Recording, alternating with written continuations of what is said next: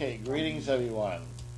It's time for Bible study on, let's see, today is the 25th day of August and the 6th day of Elul, is that right? Yeah, it is correct. Okay, so again, like I said, the Jewish calendar is a day ahead. They've got the 7th day of Elul. And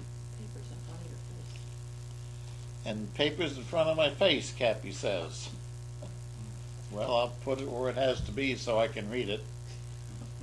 So, anyway, we got the new moon report from the Karaites this week, and says, on Sunday, August 19, 2012, the new moon was sighted from Israel. The moon was first sighted from Jerusalem by David Kachikas at 7:19 p.m., followed shortly thereafter by Rick Busenbark and R.E. Levy. So the new moon was sighted this past Sunday, making Monday the first day of the month of Elul. And Elul is the 6th month of the Hebrew year, and it is the month dedicated to repentance, to searching ourselves, examining ourselves for 30 days in preparation for the month of Tishri, which is the holy month, because more holy days occur in Tishri than any other month of the year. We have the first day of Tishri is Yom Teruah, the day of crying out, of sounding the trumpets.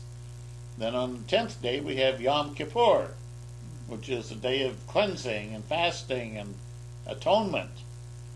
And then we have the Feast of Tabernacles from the 15th into the 21st day of the month. And then we have the last great day, Shemini Atzeret, which finalizes the holy year and is the last holy day of the year.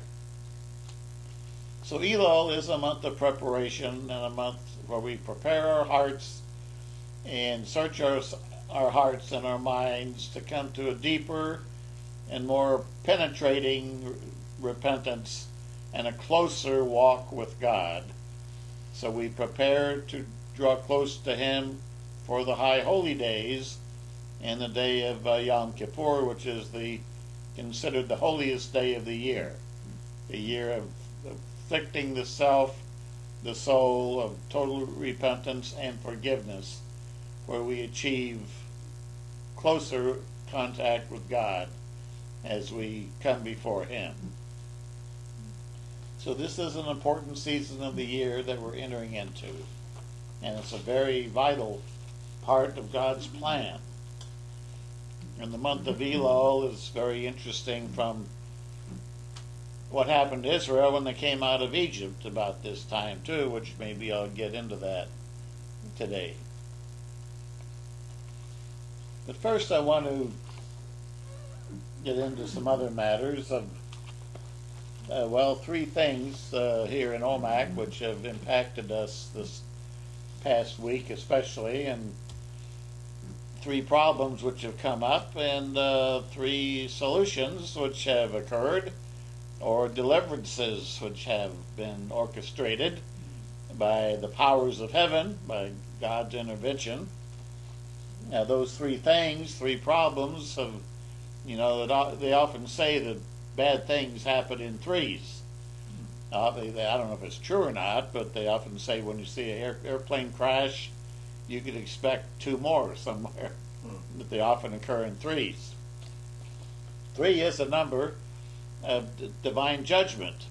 When Paul was afflicted by a thorn in the flesh, he said he prayed thrice, that God would remove it. And Christ said to Paul, basically, my strength is perfected in your weakness. And he said, stop praying about it. I've ordained that you're to have this affliction. And 3 times Paul knew that was enough. He prayed 3 times, and basically God had said no, that you're going to endure this affliction. This is something that's necessary to keep you humble, and my strength is perfected in human weakness. God works through us best when we are humble and yielded to Him. But God is far off to the proud. We talked about that last week a little bit. Well, the three things which occurred this week in OMAC that caused me concern. Now, one was a building problem with the new pump we put in the well, and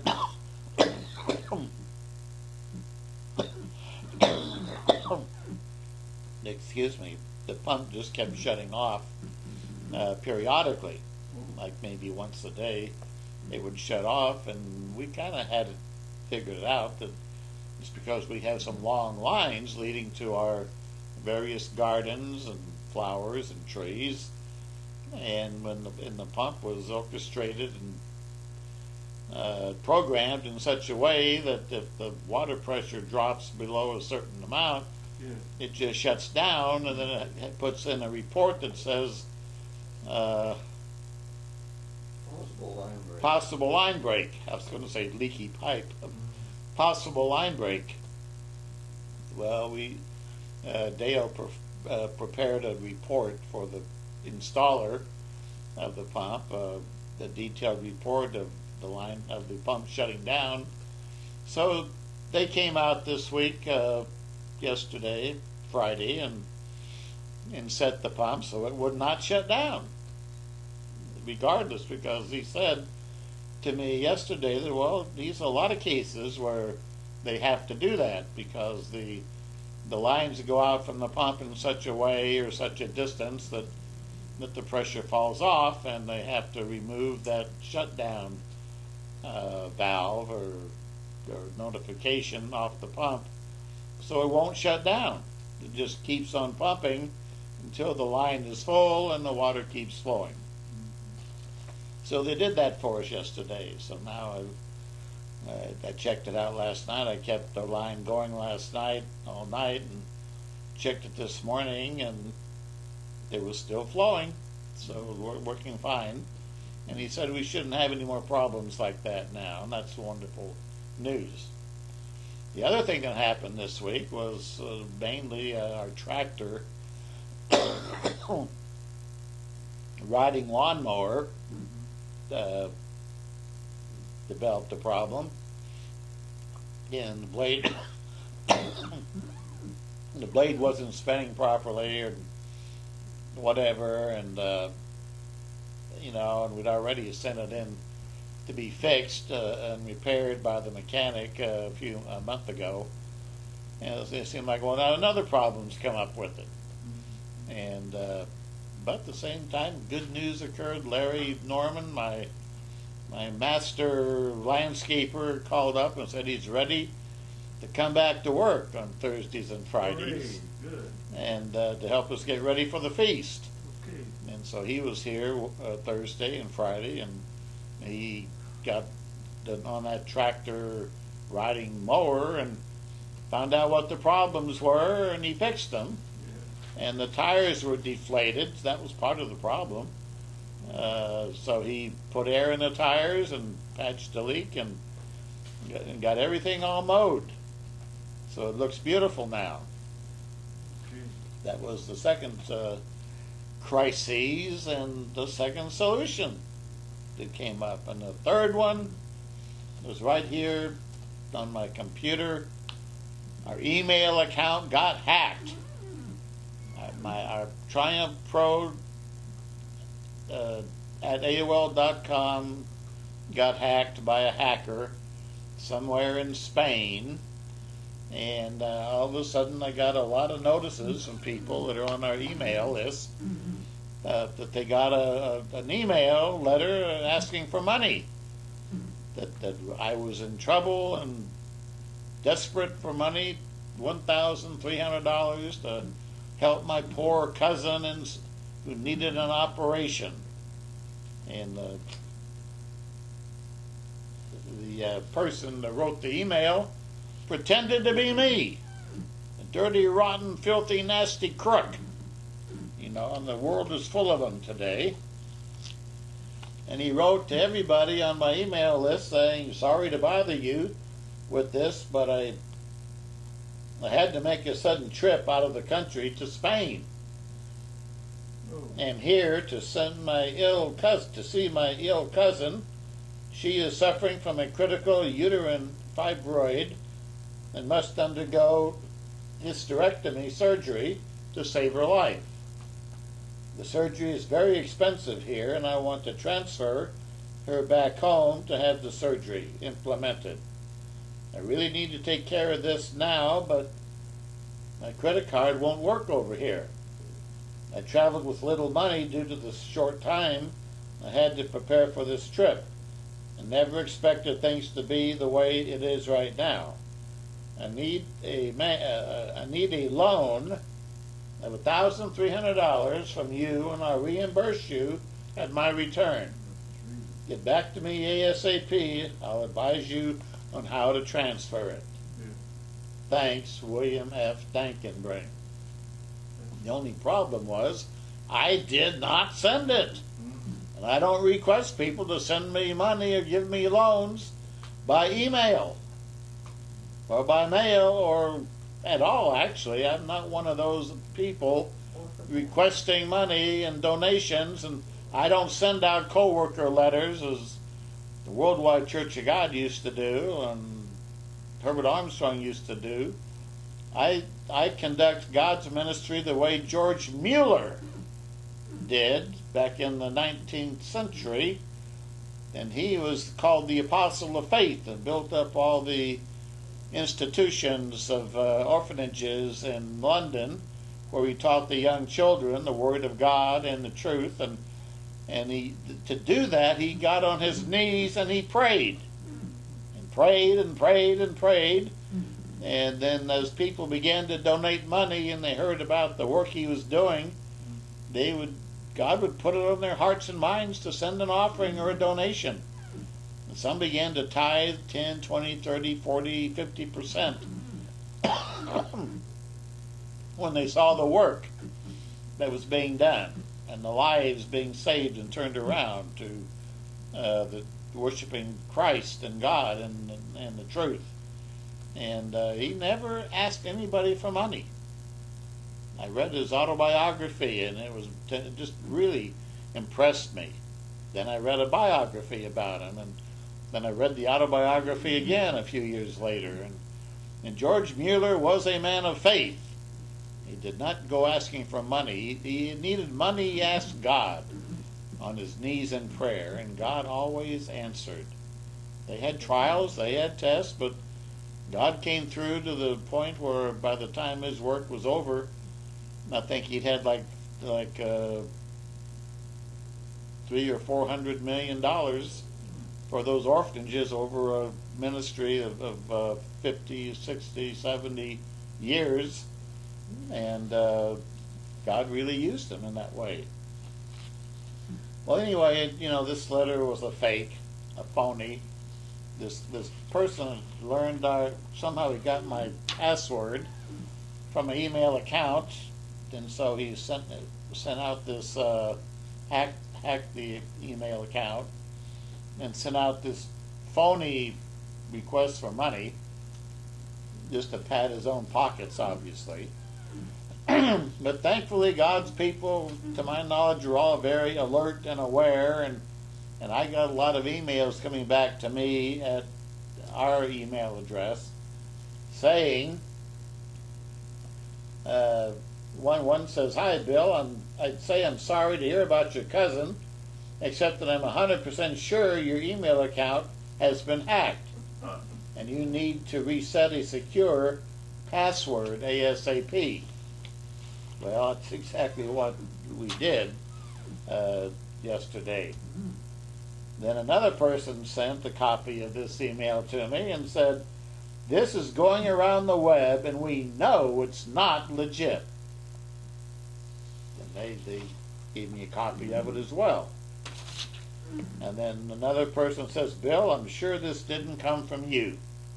The email address was Triumph Pro capital 0 at AOL.com, or Triumph PR and a capital 0 instead of an O, so that people would direct their emails to that address, which is not my address, then this person would get the email and pretend to be me and tell them where to send the money, where to send the Western Union contribution. Well, it's all caught on to it that I know about. Nick Wood called me on the phone to check about it. And then he sent an email to his his email list and people in Europe that are on our mailing list, and said, I have spoken to Bill Dankenbring, and he has definitely not sent out any emails requesting money. His email account has been hacked into, so please totally ignore any fake requests for money to fly a sick relative from Europe to the USA. Thank you. And another person wrote me and said, I received this chain of emails, but at the last minute I happened to notice that the originating email address is different, for the letter O has been changed to a 0. I only caught this when my program asked me to add you to my contacts, whereas you were already there. So I think this is a very well thought out scam. So I'm trying to verify that this is you before I follow through on this request. Please respond right away because I'm rather worried about this. And they sent me a copy of their correspondence with this person who gave them the details on how to send the money. And I was on the computer and I got right back to them and said, this email is a scam, a fraud. Do not send them any money. Grrr. Liars and cheats multiply. It is a hoax. Thanks for the warning. Glad you checked with me first. Shalom. And then he got right back to me and he said, thank you for the quick reply. I was nearly had. Whoever this evildoer is chose the one name that I truly trust. Have others been exposed to this as well? I am so relieved that I caught on to this in time. I have so little money trying to start my life over. And this could have hurt me badly. This was a former prisoner. Praise Hashem that this cheater is exposed. Is there anything we can do to notify the Spanish police involved in catching this scammer? Thanks again, and peace be with you. Shalom. Well, I got another call from a man in Arizona who got the email too, and he called Spain, Western Union in Spain, and notified them that this was a fraud, so they can take the appropriate action over there. What else we can do, I don't know. But this reminds me of the fact that the Apostle Paul tells us in 2 Thessalonians chapter 2, and he says, now brethren, verse 1, concerning the coming of our Lord Jesus Christ and our gathering together to him, we ask you not to be soon shaken in mind or troubled, either by spirit or by word or by letter, as if from us, as though the day of Christ had come, or had already come. And he goes on to say it's not going to come until the appropriate time, until the time of the end. But even in his day, Paul's day, people were sending out letters purporting to be from him. Signed Apostle Paul, you might say. And they were bogus, they were fictitious, they were frauds, they were fakes, they were scams. Scam artists that lived in the days of the Apostle Paul. So it's no great thing if somebody tries to scam us today and pretends to be me to get money from God's people for their nefarious purposes. We just have to be alert and be watchful and double check. As I often say to people, we need to prove all things. Hold fast what's good. Double check and triple check. Don't assume or we might get hurt. Years ago, I learned this lesson the hard way. We were sending the Prophecy Flash magazine around the world and to quite a few people in Nigeria. And I got a request from Nigeria. It appeared to be a young woman or a friend of a young woman who was writing this very tear-jerky letter saying that this woman had been in Nigeria and, or Ghana, I forget, and all the Christians had been rounded up by the Muslims and tortured and shot, and she'd had both her arms hacked off. And she really needed surgery very bad. Show the picture. And they even had I think there was a picture. Yeah. And so they're asking us to send them some money to help.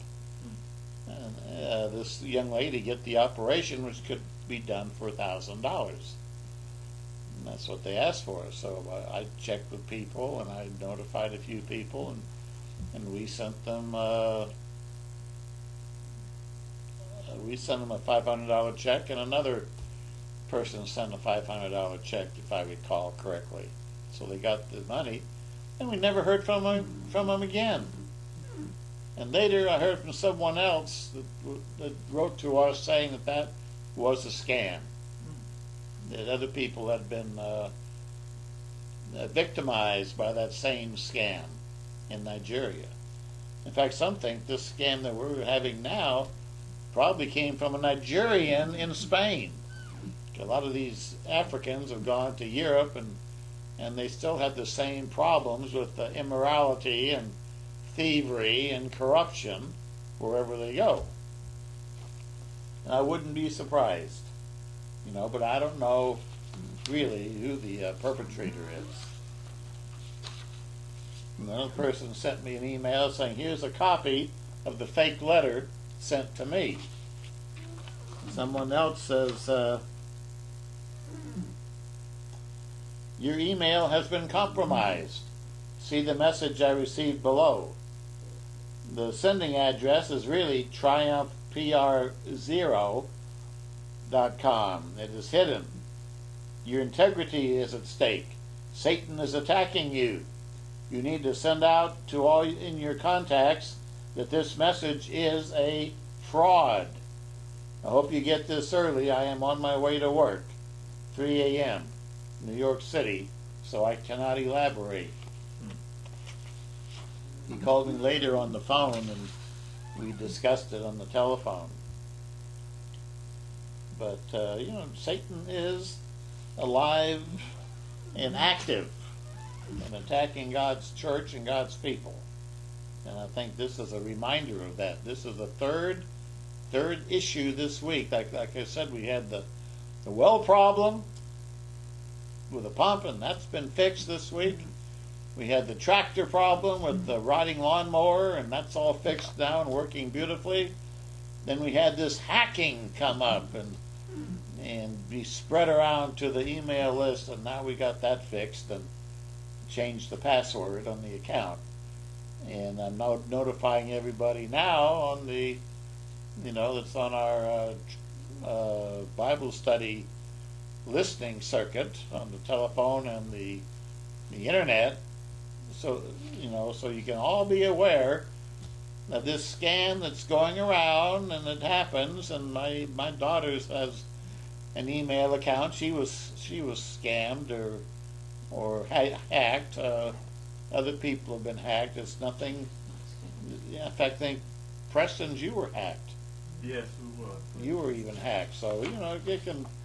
Now Triumph has been hacked. Well, now we've gotten to the bottom of it, but we need to all be aware that Satan is trying to disrupt and destroy and corrupt and discourage and do whatever he can to stop the work of God and to discourage the people of God. So we must, as I said last week, put on the whole armor of God and be alert and aware and on our toes and stand and resist the devil, and he will flee from us.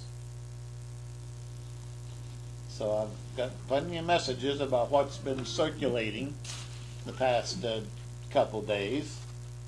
We appreciate people. And I do appreciate all of you sending me the notice that the email has been hacked, and I want you to know that we've done what we can to take care of it. And we need to, and you know, I feel like they did it to the Apostle Paul, now they've done it to us, and Satan is alive and attacking God's people, and we can expect more things like that in the future. You know, the time isn't up yet. The end is coming, and the world is getting worse and more diabolical, more satanic, and we need to be aware and alert that the things are getting worse before they get better. Now I have some news I want to share with you in the Bible study today.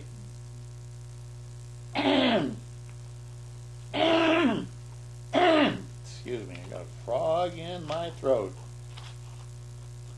I guess it must be frogs must like my throat. Okay, and here I put it over here. First, I got this email from a friend up in, I think it's it's Oregon, Lake Oswego, Oregon. It says, "Dear William Dankenbring, thank you for your observation that America and Samaria are directly related. If you look to Samaria in Josephus or the Samaritans, you find them identifying with Ephraim and Joseph. They also were sometimes frequently against the Jews, especially the desecrations of the temple under Antiochus Epiphanes. May not the same thing happen in today's society with regards to present-day Israel and the Middle East, especially with America, Samaria, modern-day Ephraim under Obama?" Well, I think that's that parallel. It's like history repeating itself. The enmity between Ephraim and Judah is occurring once again in the end of time, in the last days, and is percolating under the so-called leadership of President Obama. Barack, whose name rhymes with hijack, hijacked our government, at least for the time being.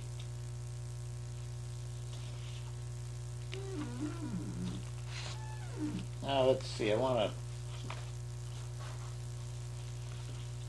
skip over that for now. And general news from around the world. The Arab Spring is now beginning to run amok in Egypt. The Muslim Brotherhood is now beginning to crucify those who oppose them. And the leader has just demoted the leading generals in Egypt who were standing in his way of a total takeover.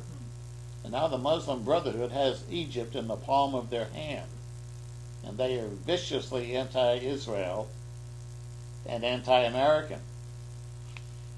The irony is it is Hillary Clinton and Barack Obama that encouraged the rise of the Muslim Brotherhood to overthrow Mubarak in Egypt to put them in power. Now the stupidity of the American State Department and presidency and the idiocy has caused us to embrace our enemies while we throw our friends to the floor. And we ignore the British. And now we put the Muslim Brotherhood in power in Libya and in Egypt, and fighting to do so in Syria, as if they're going to be our allies. And they're crucifying their opponents. Oh yeah, they believe in democracy. All right. Ha ha ha. They believe in crucifixion. Totally anti-Christian. And Christians are being butchered and murdered and killed and burned out, and their churches destroyed by the Muslim Brotherhood now in Egypt. The Coptic Egyptians are fleeing the country.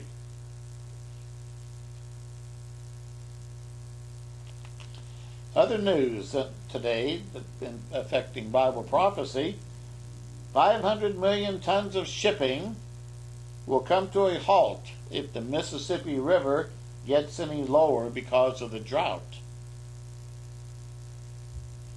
11 miles of the Mississippi River have been closed due to low water levels. Fire threatens 3,500 homes in California. In the meantime, Israel is worried about Iran's nuclear proliferation and building nuclear weapons, which they are saying they're going to use to destroy Israel. And there's been a very touchy relationship this past summer, this year, between the Obama administration, or the abomination, and Benjamin Netanyahu, the Prime Minister of Israel, and the Israeli people.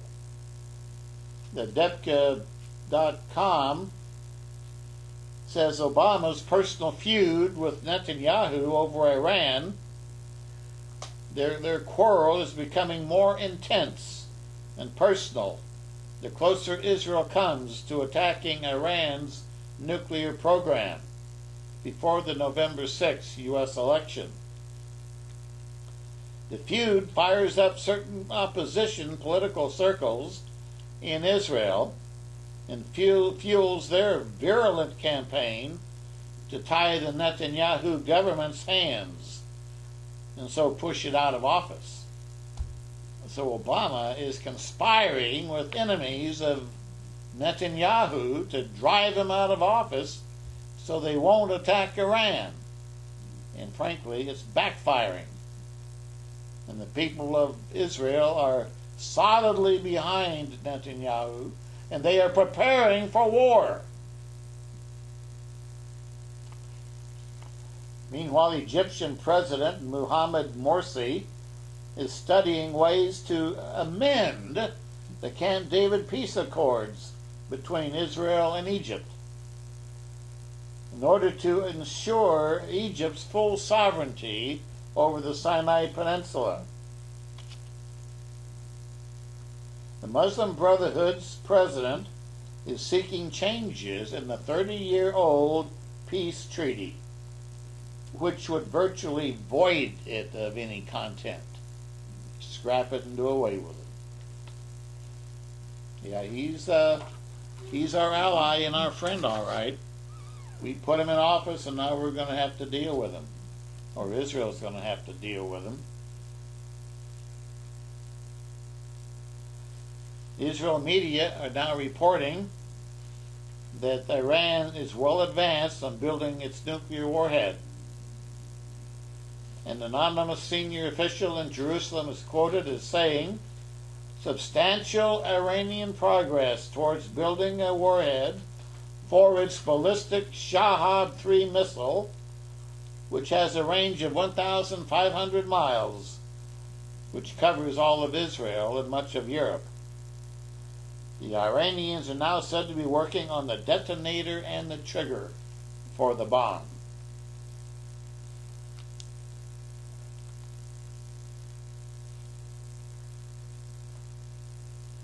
the Obama administration has agreed to Turkey arming the Syrian rebels up in Syria with FIM-92 anti-aircraft Stinger missiles to shoot down Syrian jets. They've already shot down one, I understand. And they're also giving them tanks to do battle with the Syrian army. The article says this development could bring the Syrian ruler, Assad, closer than ever before to launching his chemical and biological weapons against his enemies, against Turkey and Jordan and Saudi Arabia and, of course, Israel. For the first time in the 18-month-old revolt, the rebels shot down a Syrian Air Force fighter jet, a MiG-21, using shoulder-carried Stinger missiles. So that war is going on. The Middle East is boiling over. Very likely there's going to be general war between Iran and Israel by this election before November.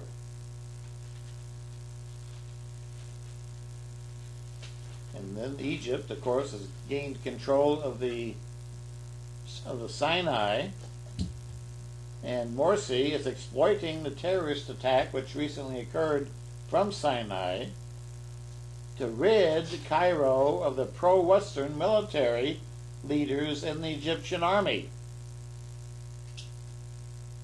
Depka file reports that having gained control now of the Egyptian parliament, government, and presidency, the Muslim Brotherhood has made itself the unchallenged ruler of Egypt. They're demoting the heads of the military, leaving the Egyptian military in the control of the Muslim Brotherhood, and that's the biggest army in the Arab world, is the Egyptian army. So things are definitely heating up in the Middle East, but in the meantime, on August 18, which happens to be, September 18. September 18, I believe, is Yom Teruah, Rosh Hashanah, the Day of Atonement. Yeah, it's trumpets. I'm sorry, I meant trumpets. Rosh Hashanah, Yom Teruah, the Day of Trumpets, Feast of Trumpets, right. All right. The first holy day of the new year, counting the fall year, Rosh Hashanah. And on that day, a meeting is scheduled between President Barack Obama and the Israeli Prime Minister Benjamin Netanyahu. This is the opening also of the next United Nations General Assembly meeting in New York. At that meeting, Netanyahu plans to call for Iran's expulsion from the United Nations in a tough speech, vague against its nuclear aspirations. Sources close to Obama admit that the U.S.-Israeli dialogue on Iran has petered out amid a vigorous U.S. campaign to tie Israel's hands against attacking its nuclear program, and this is hurting the president's campaign for re-election. Israel may turn against President Obama because of the way he's dealing with Israel at this time. And it's a sticky wicket, as they would say in England, the way things are going between the U.S. and Israel right now, and the danger of Iran and its nuclear program.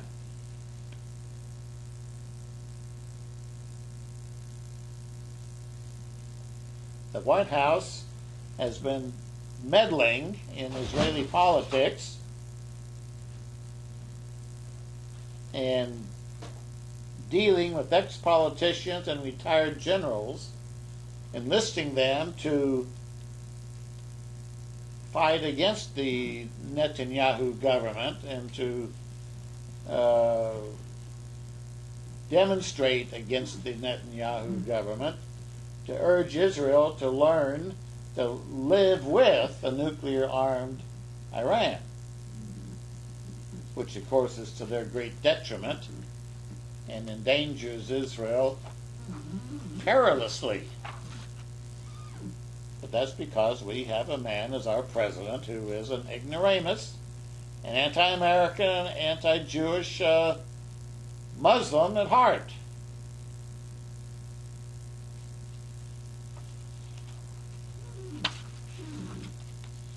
I can find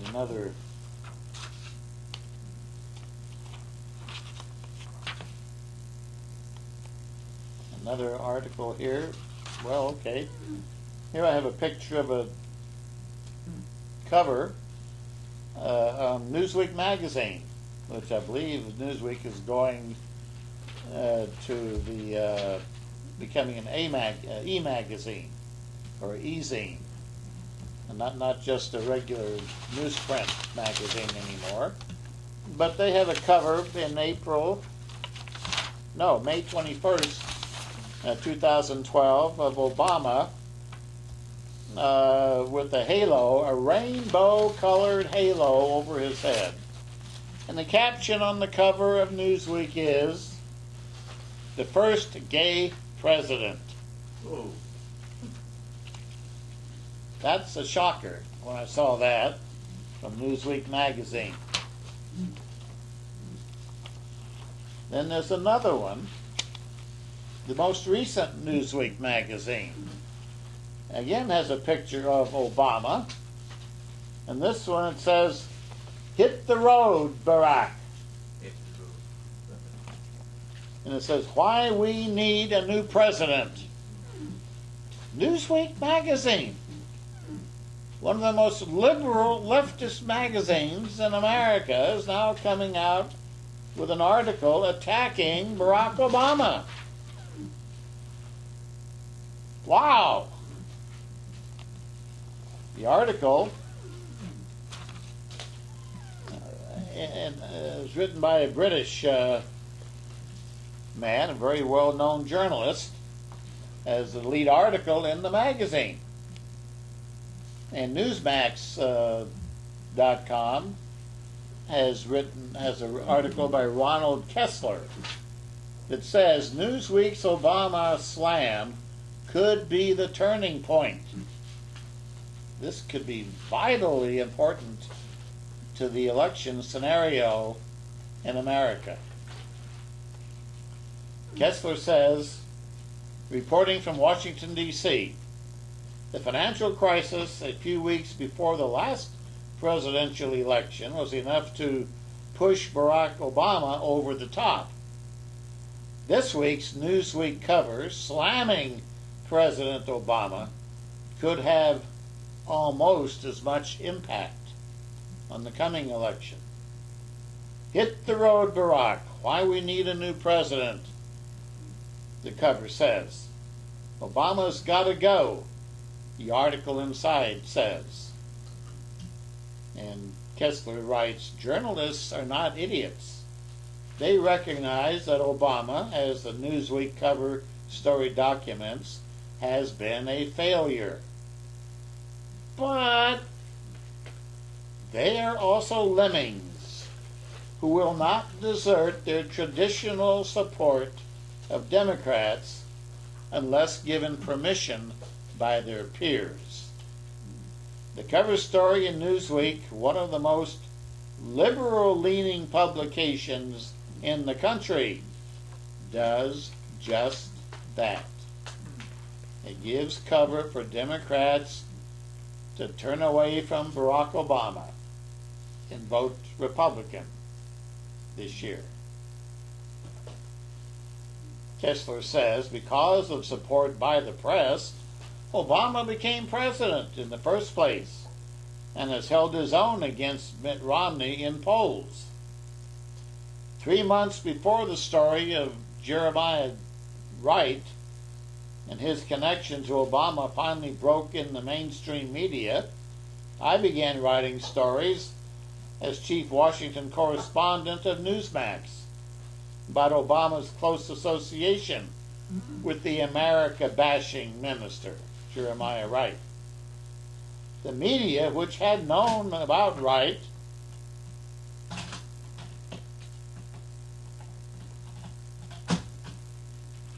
since Obama announced his candidacy in February 2007, ignored the stories.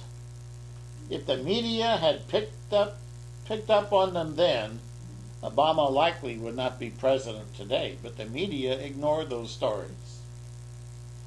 According to pollsters, he says, largely as a result of the stories the press finally ran about Wright, Obama's double-digit lead over Hillary Clinton vanished. At the same time, John McCain shot up in the polls. But by then it was too late. Obama was way ahead, and Hillary could not overcome his previous lead.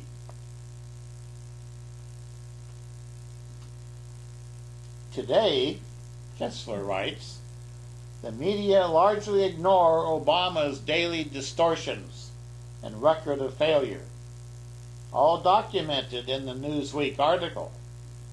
In contrast, after President Bush gave his 2003 State of the Union address, the press attacked him mercilessly for weeks over his 16-word statement that the British government had learned that Saddam Hussein sought significant quantities of uranium from Africa.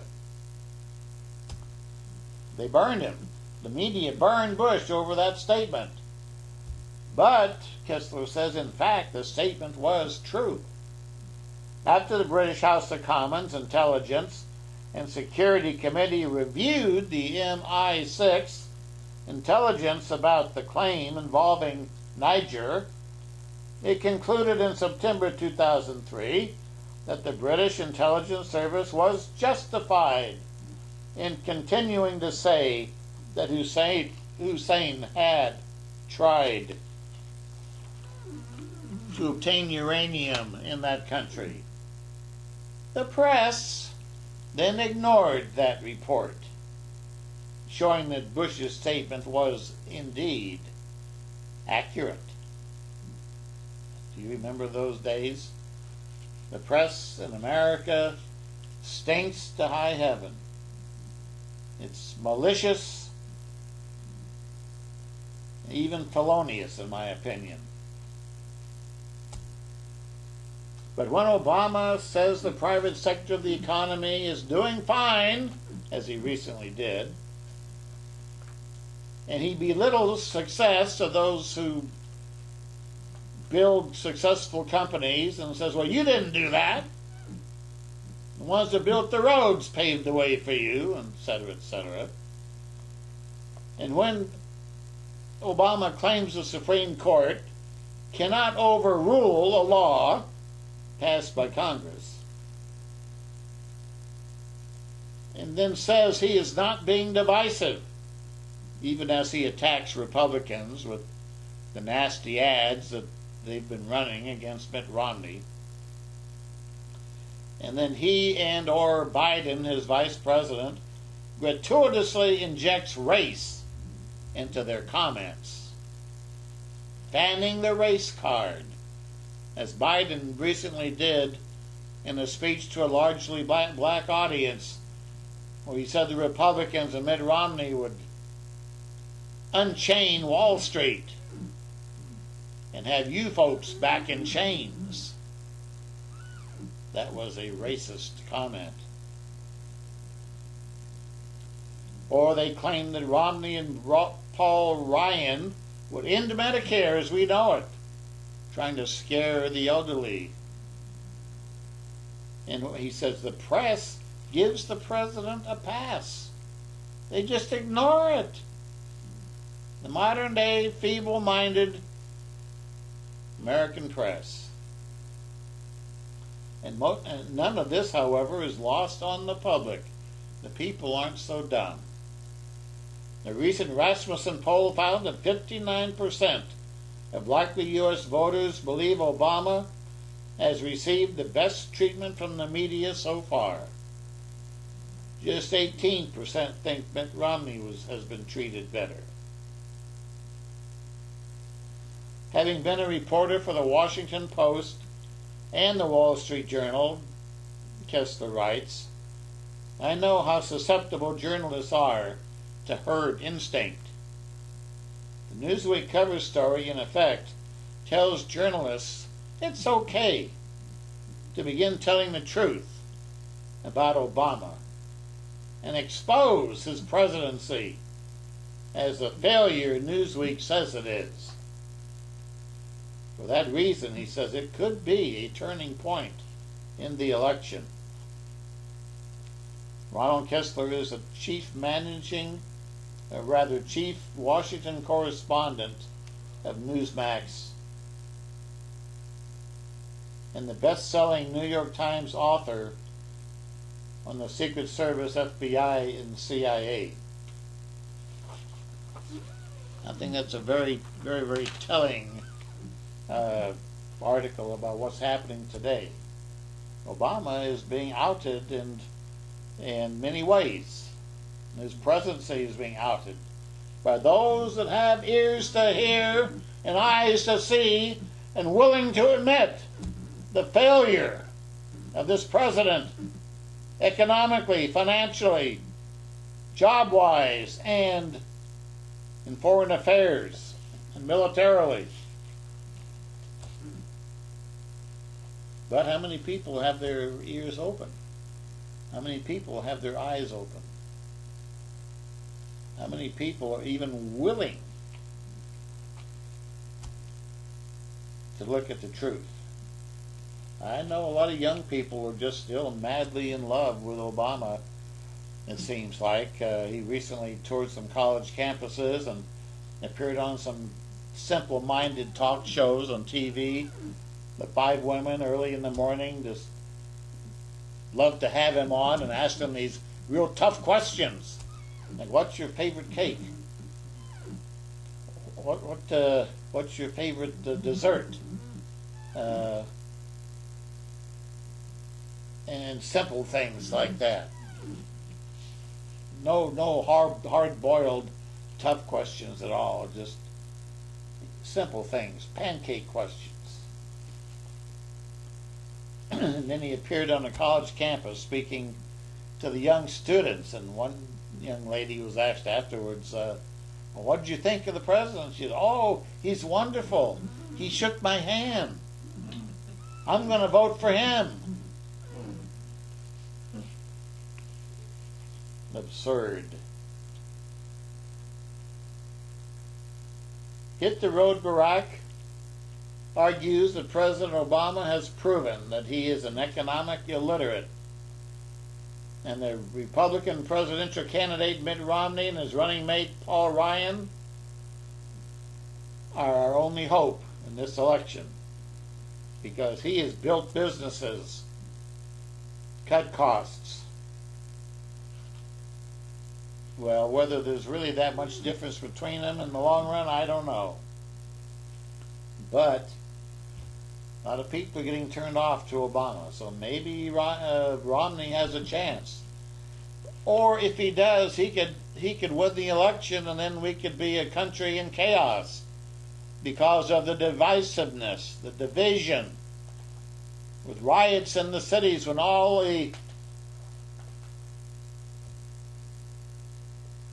stuff hits the fan this coming year, 2013, if the economy craters and crashes and the world blows up in the Middle East and Romney inherits this mess, can he fix it? Is he really a person able to fix it? Or will it just become his responsibility? And he can blame Obama, but he'll be catching the blame if he can't fix it. Is it beyond fixing? Well, I'm afraid it's beyond fixing. No matter who wins, God's purpose will be completed and fulfilled. This coming election, this is a thought that's occurred to me this week.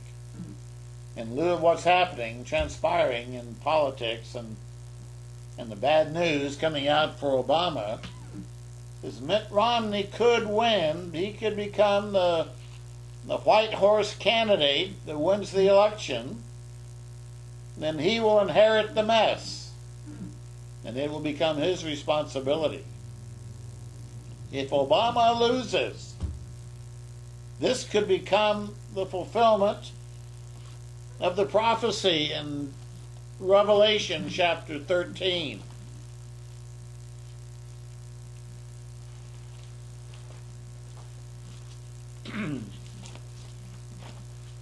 Where God says, John says, I stood on the sand of the sea and saw a beast rising up out of the sea. A beast. A bestial government. Having 7 heads and 10 horns. And on his horns 10 crowns. And on his heads a name of blasphemy. And verse 2 says, the dragon. The dragon gave him his power and authority. I think that there's a duality there. The dragon is Satan the devil. This is the devil's man, the devil's government. But the dragon also is China today. And the Obama administration is working in secret, covertly with China. And China's investing about $500 million in one of Obama's green energy companies to help keep it afloat.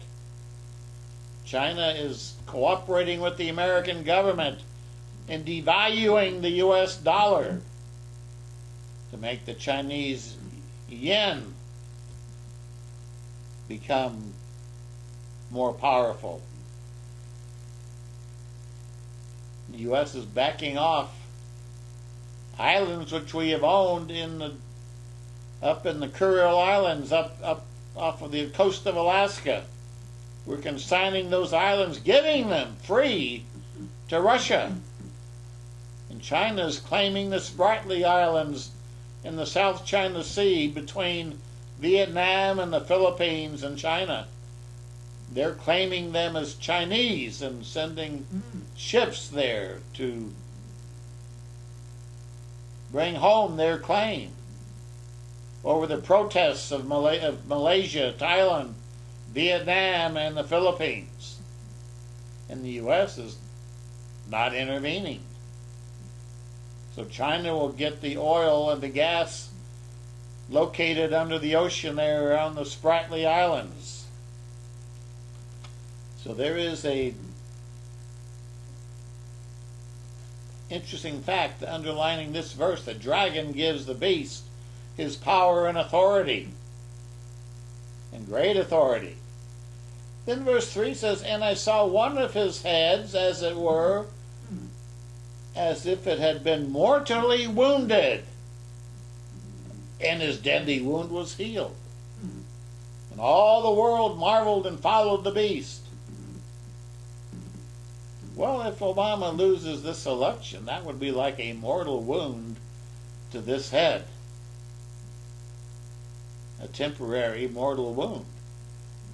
But then it's going to be healed. So afterwards, he'll come back to power, if this is properly understood. In other words, he will be coming back stronger than ever. And the whole world will then follow him. He's been traveling around the world, making friends, impressing foreign nations like no other president. So that if he does come back to power after a temporary fixation occurs in America, promising to rescue the world and save the world may well endorse him. acclaim him and accept him. So they worshiped the dragon and said, "Who?" And they worshiped the beast, saying, "Who is like the beast? Who's able to make war with him?" And he will continue for 42 months, 3.5 years, 1,260 days. As it says in verse 5. Well, Obama's been in office now about 4 years. If he loses office now and Romney wins, then he may come back into office, as it says here, and remain in office 3.5 years. It doesn't say he's going to be in office for 7 years. He's not going to be in office 7 years continuously, but he's going to have this office continue for 42 months. That's 3.5 years. Sounds like there's an interregnum between the time he's in office and then he has a mortal wound. Then after the mortal wound is healed, he comes back into office to finish out 3.5 years or 42 months. This is an interesting concept because in Revelation 17, John says in verse 8, the beast, this end-time New World Order beast and its leader, the beast that you saw was and is not. There's a time where he stops being in power and will ascend once again out of the bottomless pit. He was. He's not going to be for a while. And then he ascends up out of the bottomless pit and goes into perdition after 3.5 years. And those who dwell on the earth will marvel, whose names are not written in the book of life from the foundation of the world, when they see the beast that was and is not and yet is. He's seen, he's invisible, he comes roaring back into power. He was and is not and yet is underground and then coming back. Verse 9, here is the mind that has wisdom. The 7 heads of 7 mountains or nations on which the woman sits, Babylon sits. There are also 7 kings. 5 have fallen. 1 is, and the other has not yet come. And when he comes, he must continue a short time. The beast that was and is not is himself also the 8th, and is of the 7, and is going to perdition. So, just to state it as I'm envisioning it here, the beast, the 7th, the final one of the system, could well be Obama, who is, but is not, or will not be for a short time, and yet is. He will come storming back to power and continue a short time. And he is of the 7, he's the 7th, and he himself is also the 8th. The next one. 7 equals 8. Because he reappears, he comes back. He's reborn. His fatal wound is healed. And he will go into perdition, which means doom, destruction. And John says in verse 12, the 10 horns which you saw are 10 kings, who have received no kingdom as yet, but they receive authority for 1 hour as kings with the beast. These will make war with the Lamb when he comes, and the Lamb will overcome them, for he is Lord of lords and King of kings, and those who are with him are called and chosen and faithful.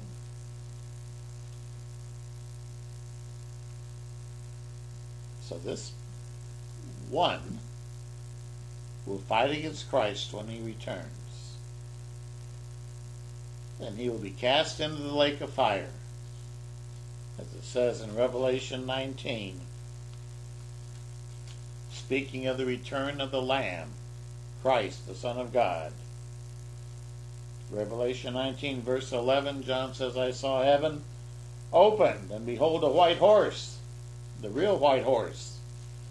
And he who sat on him was called Faithful and True, and in righteousness he judges and makes war. His eyes were like a flame of fire, and on his head were many crowns. He was clothed with a robe dipped in blood, verse 13. His name is called the Word of God. And the armies in heaven followed him on white horses. Verse 16, he has on his robe and on his thigh a name written, King of Kings and Lord of Lords. And I saw an angel standing in the sun, and he cried with a loud voice, saying to all the birds that fly in the midst of heaven, Come and gather yourselves together for the supper of the great God, that you may eat the flesh of kings and captains, mighty men and horses, and those who sit on them, and the flesh of all people, free and slave and small and great. And John says, I saw the beast, the kings of the earth, and their armies gathered together to make war against him who sat on the horse, and against his army. And the beast was captured, and with him the false prophet, who worked signs in his presence, of which he deceived those who received the mark of the beast, and those who worshipped his image. And these two, the beast and the false prophet, were cast alive into the fire, the lake of fire burning with brimstone. And the rest of the kings and armies gathered together were killed with a sword, which proceeded from the mouth of him who sat on the horse, and all the birds were filled with their flesh. Now that's an interesting, very powerful prophecy.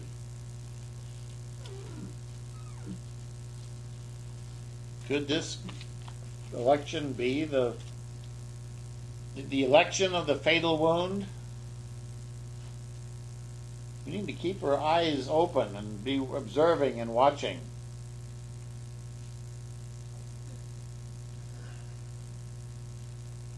People are, I think, becoming well aware of Obama's failures.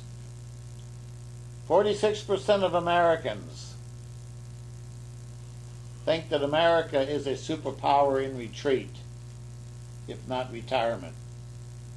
63% of Chinese believe that.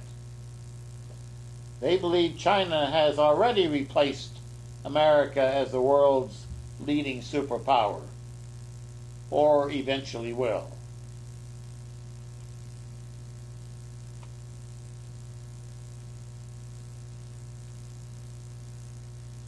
$110 million Americans now receive a welfare benefit as of 2011. It's over a third of the country. Most of them receive Medicaid or food stamps. Our economy is so bad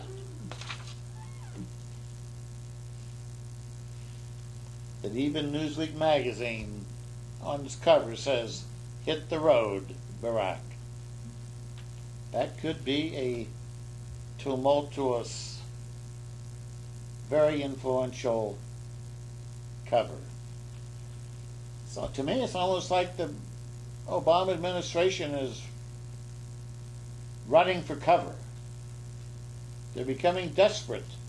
The shrill keening of their advertising on television is desperation.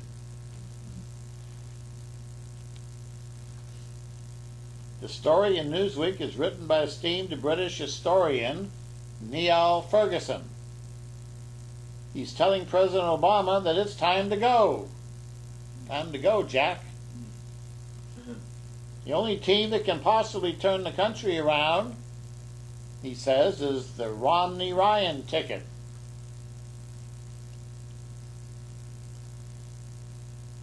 He says we need a new president. A lot of people are going to read that. Fox News is going to be commenting on that. Hannity is already commenting on it.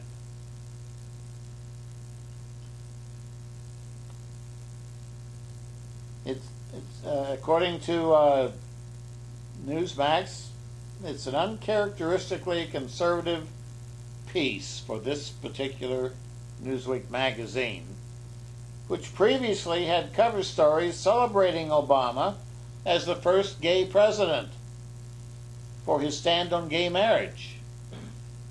Well, I think that may turn against him too, because a lot of Americans are not in favor of gay marriage. The younger generation has been blindsided by that, and a lot of them maybe think it's okay.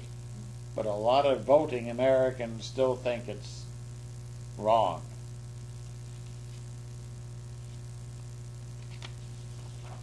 So what about Mitt Romney? Can he become president? Is it likely that Mitt Romney could win? Well, I've got something very interesting here this week.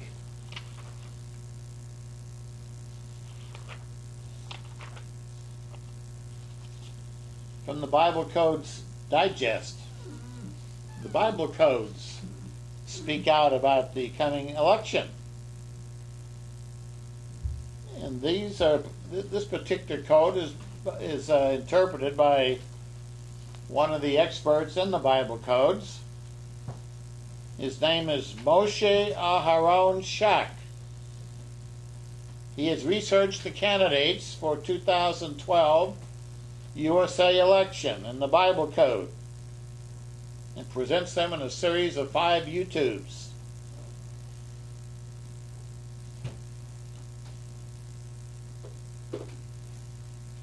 According to Shak,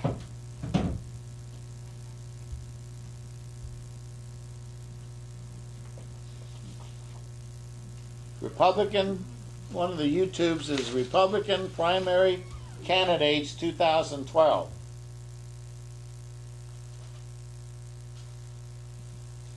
He's written a book called Bible Codes Breakthrough. In a video based on a single matrix of codes that he has found, Shak explains why he believes Romney will be president. The video examines Mitt Romney in the Bible at the smallest matrix of 70 letters. And this matrix contains his first name, last name, day and month of his birth, and the term president.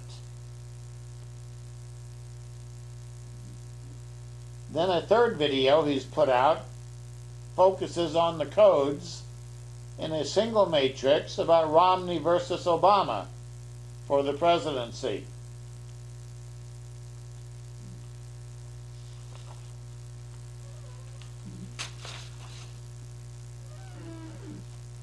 In the first video YouTube on all the candidates, All the original candidates are in the matrix. The methodology used was documented years ago in the book Bible Codes Breakthrough. A recognized and accepted spelling for the names of all the candidates was used and accepted. The most significant name was looked for first, the full name, while the least significant name, first name only, was used as a last resort.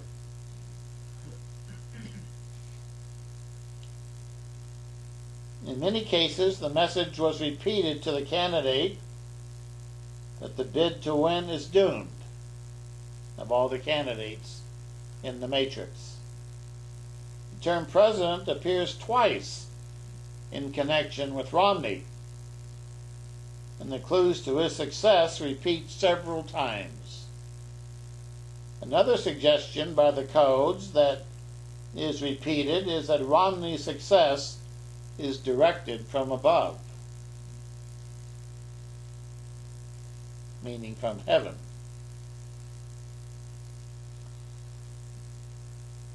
In several places, the Bible repeats the idea that confirmation is required. That is, Deuteronomy chapter 19, verse 15 says, "At the mouth of 2 witnesses, or at the mouth of 3 witnesses, shall a matter be established." The Bible also gives us examples to follow, showing this 2 or 3 witnesses idea is biblical. For example, God confirms his codes or messages by bringing in 2 witnesses. In the book of Genesis, chapter 41, verses 25 through 26, Pharaoh had 2 dreams about the 7 bad years of famine coming upon Egypt. One dream involved heads of corn, and one dream involved emaciated cattle. Similarly, twice in 2 different types of dreams, Joseph understood that his brothers would bow to him. See Genesis 37, 7 through 9. So the Bible codes give, he says, 2 or 3 witnesses here then of Romney becoming president. One of his videos is Meet Mitt, the USA President 2012.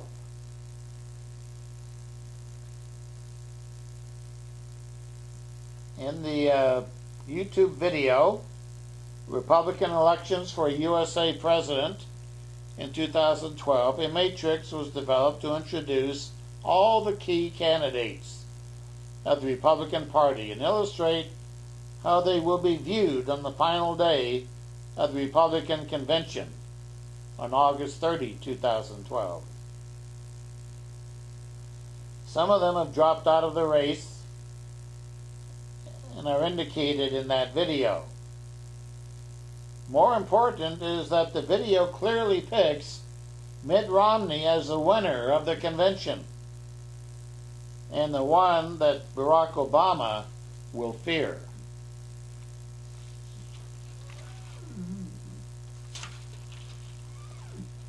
The article says one has to follow the logic of the video to appreciate why the codes suggest that Mitt Romney is on the way to the White House, no matter what the polls are saying at this time. The polls are saying it's a neck-and-neck race, or some of them are. But you can't really believe polls, and they can switch overnight. Things happen. Things can happen. Mitt Romney versus Barack Obama for president. Shock YouTube video on Romney versus Obama. February 2012, this came out. It explores the final confrontation in November 2012 for the position of U.S. President. It elaborates on the presentation Meet Mitt, the USA President 2012. The first video's matrix of 70 letters now becomes the center of a 484-letter matrix. The additional terms are longer and give additional information. In the second portion of the video, the 484 matrix becomes the center of a matrix 10 times larger. The additional terms are much longer, including a fascinating 40-letter term. The wording is similar in content and sequence to an expression used by a famous prophet. In the video, gradually more detail is given, specifying the candidate that will become the president-elect in the general time frame of November-December. Among other features, the matrix includes terms about the winner and several of the losers.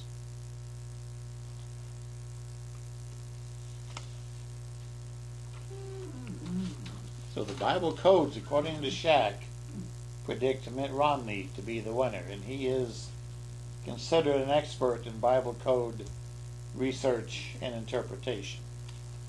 But what's also interesting to me is that the Mormons have a prophecy or a deep-seated ingrained belief going back to Joseph Smith himself, the founder of the Mormon Church. It's called the White Horse Prophecy.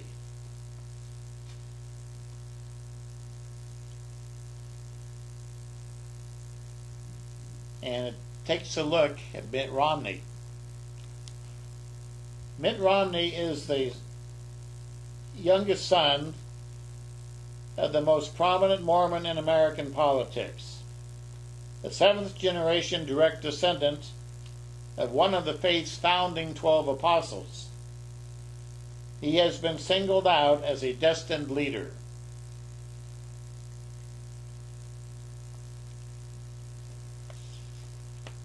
We have a picture of Romney and a white horse on this article here.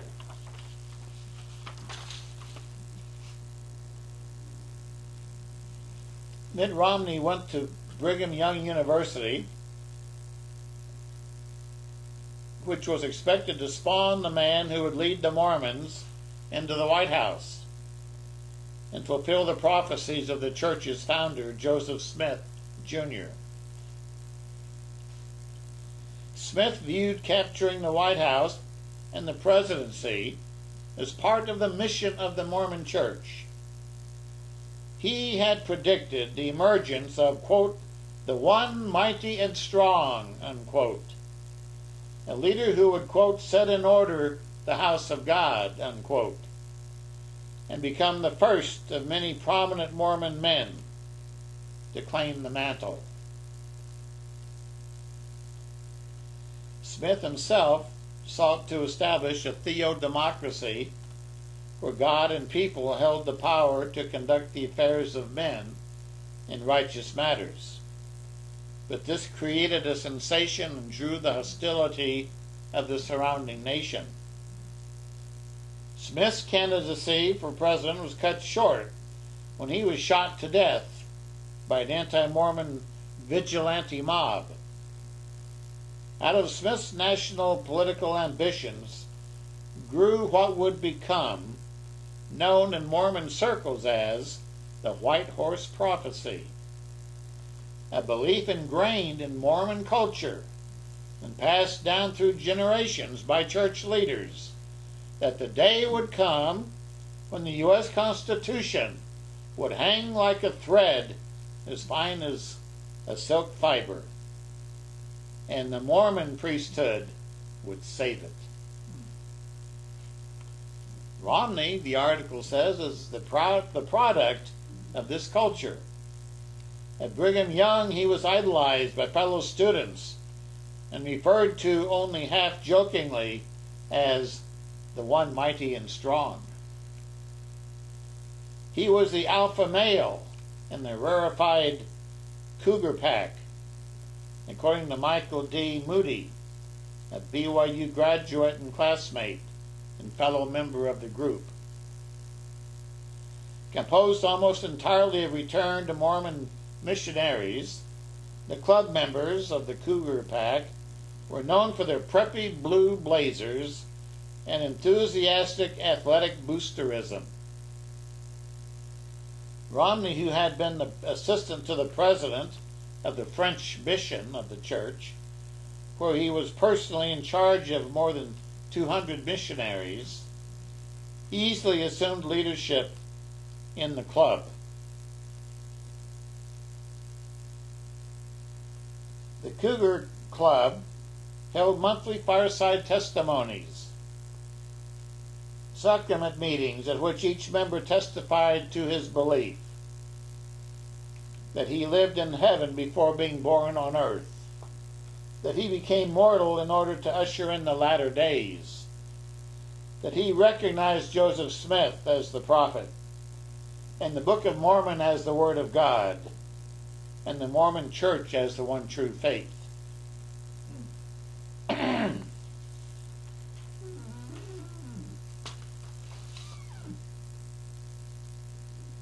Moody himself was once a firm believer in the Mormon Church, but now he's a critic. Moody was indoctrinated with the White Horse Prophecy.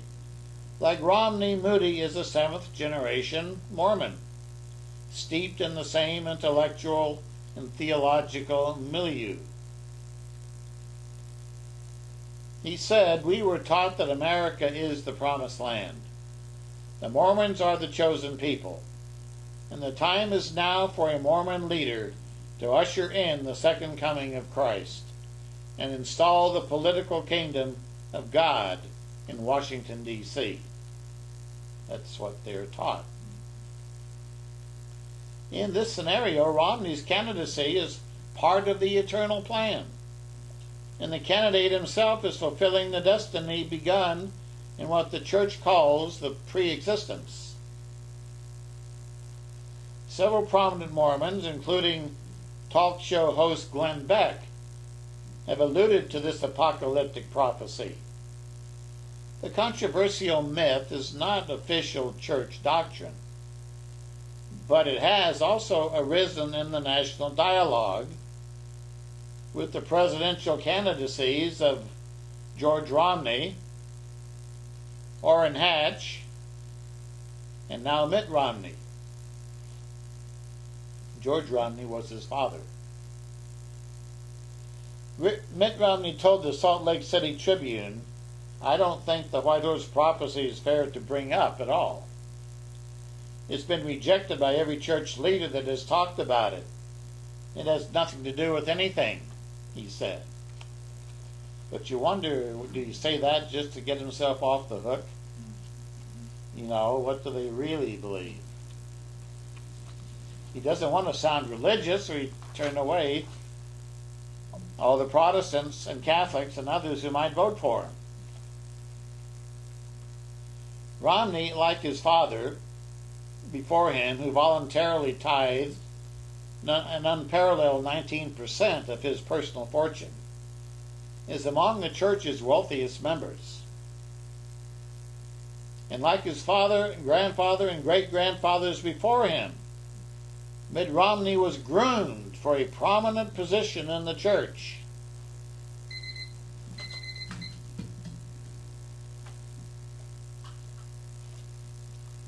And now he aspires to be the president. Will he fulfill this prophecy and become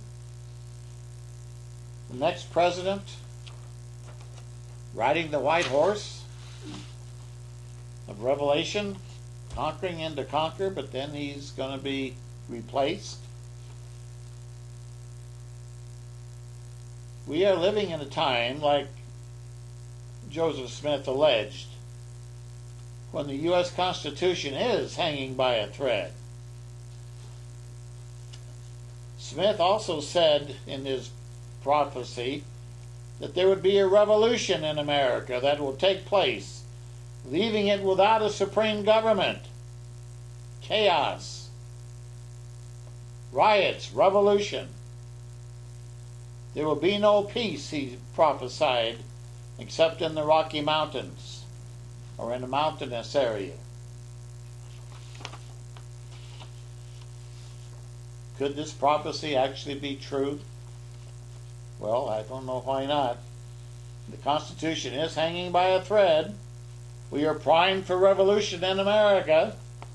The country is threatening to fall apart. The economy is imploding. And blood will flow in the streets. And there will be order out of chaos. But the one who will really solve all of our problems is not Mitt Romney, but Jesus Christ, Yeshua, the Messiah. Let's look forward eagerly to that day of redemption and final victory.